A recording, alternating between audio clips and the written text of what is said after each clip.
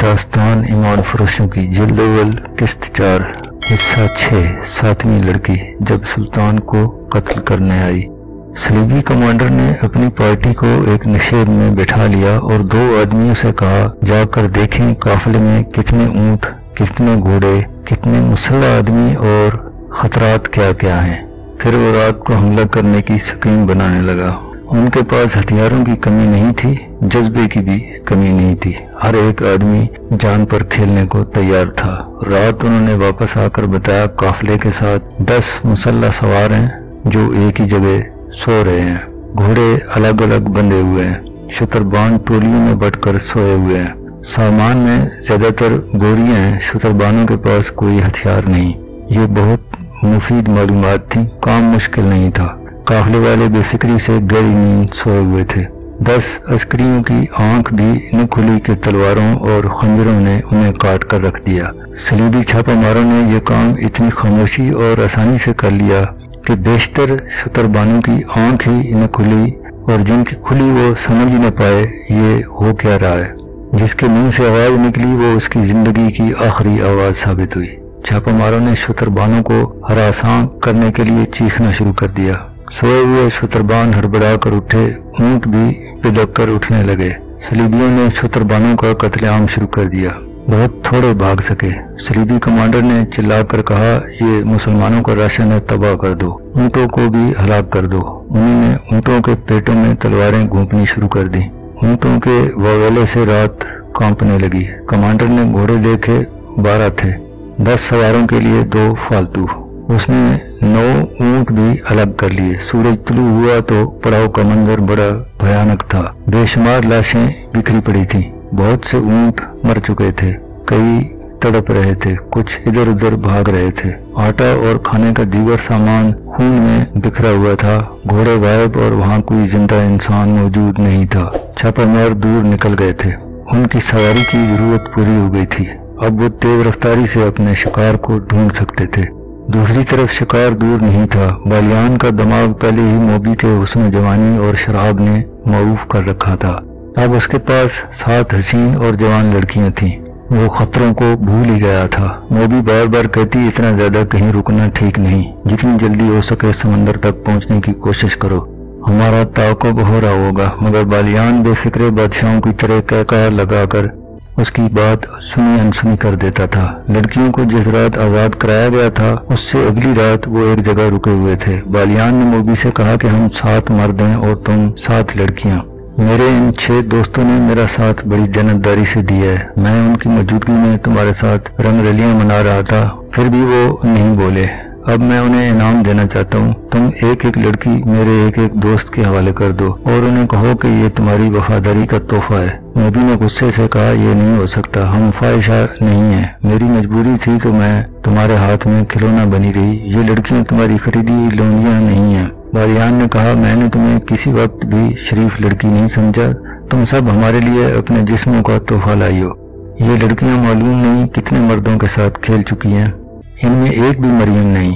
موبی نے کہا ہم اپنا فرض پورا کرنے کے لیے جسموں کا تحفہ دیتی ہیں، ہم عیاشی کے لیے مردوں کے پاس نہیں جاتی، ہمیں ہماری قوم اور ہمارے مذہب نے ایک فرض سونپا ہے، اس فرض کی ادائیگی کے لیے ہم اپنا جسم، اپنا حسن اور اپنی عصمت کو ہتھیار کے طور پر استعمال کرتی ہیں۔ ہمارا فرض پورا ہو چکا ہے، اب تم جو کچھ کہہ رہے ہو یہ عیاشی ہے جو ہمیں منظور نہیں۔ جس روز ہم عیاشی میں الجھ گئیں اس روز سے صلیب کا زوال شروع ہو جائے گا، صلیب ٹوٹ جائے گی۔ ہم اپنی عصمت کے شیشے توڑ دیتی ہیں تاکہ صلیب نہ ٹوٹے۔ ہمیں ٹریننگ دی گئی ہے کہ ایک مسلمان سربراہ کو تباہ کرنے کے لیے 10 مسلمانوں کے ساتھ راتیں بسر کرنا جائز اور کار ثواب ہے۔ یہ تو بالکل وہی کہانی لگتی ہے جیسے ہمارے ہاں ایک نام نہاد سیاسی پارٹی کا وتیرہ ہے جس کا آج کل بہت رولا پڑا ہوا ہے۔ خیر، مسلمانوں کے ایک مذہبی پیشوا کو اپنے جسم سے ناپاک کرنے کو ہم ایک عظیم کار خیر سمجھتی ہیں۔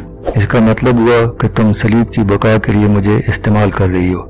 کیا تم مجھے صلیب کا محافظ بنانا چاہتی ہو؟ بالیان کے احساسات آہستہ آہستہ جاگنے لگے۔ موبی نے کہا کیا تم ابھی تک شک میں ہو؟ تم نے صلیب کے ساتھ کیوں دوستی کی؟ بالیان نے کہا صلاح الدین ایوبی کی حکمرانی سے آزاد ہونے کے لیے، صلیب کی حفاظت کے لیے نہیں۔ میں مسلمان ہوں لیکن اس سے پہلے میں سوڈانی ہوں۔ موبی نے کہا میں سب سے پہلے صلیبی ہوں، پہلے میں عیسائی ہوں اور اس کے بعد اس ملک کی بیٹی ہوں جہاں پیدا ہوئی تھی۔ نبی نے اس کا ہاتھ اپنے ہاتھ میں لے کر کہا، اسلام کوئی مذہب نہیں، اسی لیے تم اپنے ملک کو اس پر ترجیح دے رہے ہو، یہ تمہاری نہیں تمہارے مذہب کی کمزوری ہے۔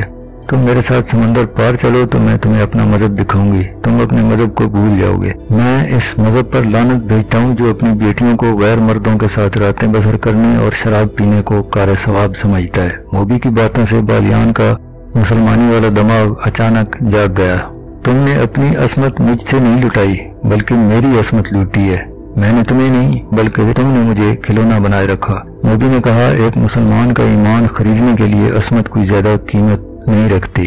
میں نے تمہاری عصمت نہیں لوٹی، تمہارا ایمان خریدا ہے، مگر تمہیں راستے میں بھٹکتا چھوڑ کر نہیں جاؤں گی، تمہیں ایک عظیم روشنی کی طرف لے جا رہی ہوں جہاں تمہیں اپنا مستقبل اور اپنی عاقبت ہیروں کی طرح چمکتی نظر آئے گی۔ بالیان نے کہا، میں اس روشنی میں نہیں جاؤں گا۔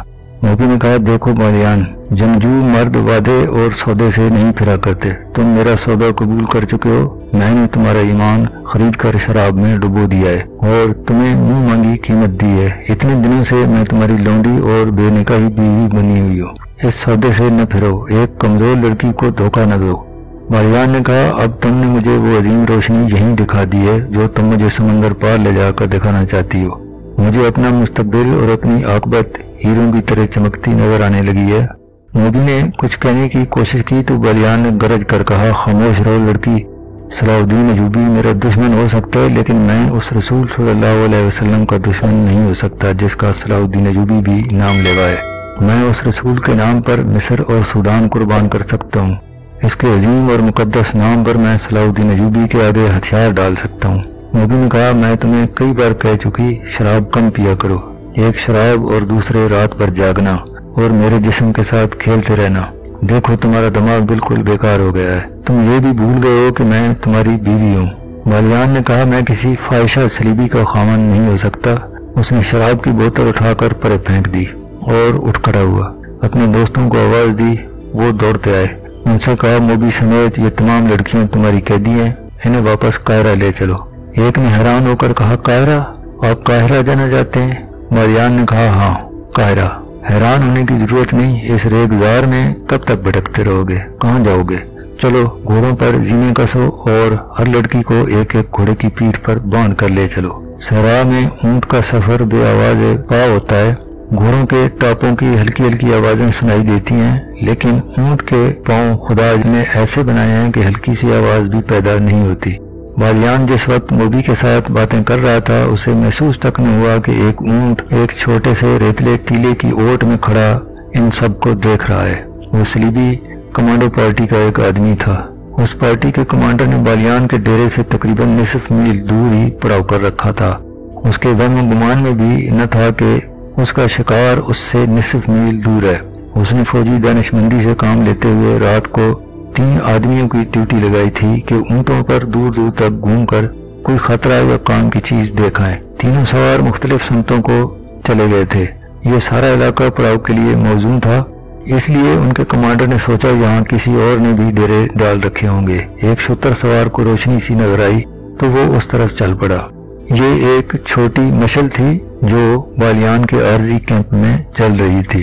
شتر سوار کو ٹیلے کے اوپر سے ہلکی ہلکی روشنی میں لڑکیاں نظر آئیں جو بالیان کے فوجی دوستوں کے ساتھ گپ شپ لگا رہی تھیں۔ ان سے کچھ دور ایک اور لڑکی ایک آدمی کے ساتھ باتیں کرتی نظر آئی۔ ذرا پر ایک گھوڑے بندھے ہوئے تھے، ان میں وہ گھوڑے بھی تھے جو ان لوگوں نے قیدیوں کے محافظوں کو قتل کر کے حاصل کیے تھے۔ سلیبی شتر سوار نے اونٹ کو موڑا، کچھ دور جا کر اونٹ کو دوڑا دیا، اپنی پارٹی کو خوشخبری سنائی کہ شکار ہمارے قدموں میں ہے۔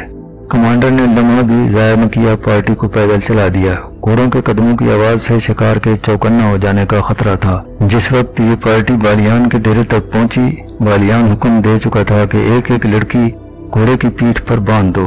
اس کے دوست حیرت زدہ ہو کر بالیان کو دیکھ رہے تھے کہ اس کا دماغ خراب ہو گیا ہے۔ انہوں نے اس کے ساتھ بحث شروع کر دی اور وقت ضائع ہوتا رہا۔ بالیان نے انہیں بڑی مشکل سے قائل کیا تھا کہ یہ سب پورے ہوش و حواس میں کہہ رہا ہے اور قاہرہ چلے جانے میں ہی عافیت اور مصلحت ہے۔ لڑکیاں پریشانی کے عالم میں اسے دیکھ رہی تھیں۔ بالیان کے آدمیوں نے گھوڑوں پر زینے ڈالی اور لڑکیوں کو پکڑ لیا۔